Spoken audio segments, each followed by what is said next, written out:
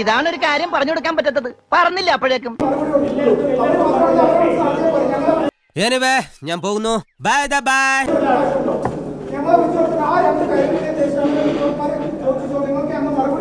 Kumara Pillai sir നമ്മുടെ താത്വിക ആചാര്യനാണ്. തൽക്കാലം അദ്ദേഹം പറയുന്നത് നമ്മൾ കേട്ടാ മതി.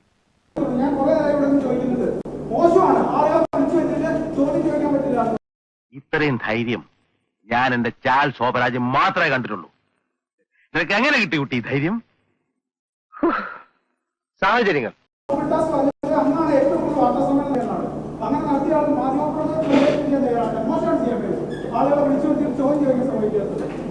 എനിക്ക് കൂടുതലൊന്നും പറയാനില്ല. ചിക്കൻ ബിരിയാണി കഴിച്ച് നമുക്ക് പിരിയാം.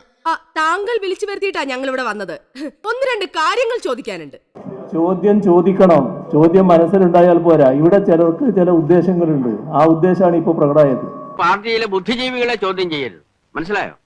ഇതേതെങ്കിലും വാർത്താ സമ്മേളനത്തിൽ കാണുന്ന കാര്യമാണോ? അച്ചടക്കമില്ലാതെ പെരുമാറിയാൽ അറിയാലോ, ഞങ്ങളത് പഠിപ്പിക്കും. എല്ലാവർക്കും ചോദ്യം ചോദിക്കാൻ ഒരു പത്രസമ്മേളനത്തിൽ അവസരം കിട്ടിയെന്ന് വരുമോ? അപ്പൊ സമയം കഴിഞ്ഞു. അതുകൊണ്ടാണ് ഞാൻ അവസാനിപ്പിക്കുന്നത്.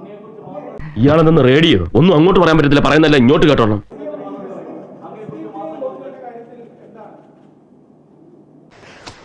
പോയി പിണങ്ങിപ്പോയി.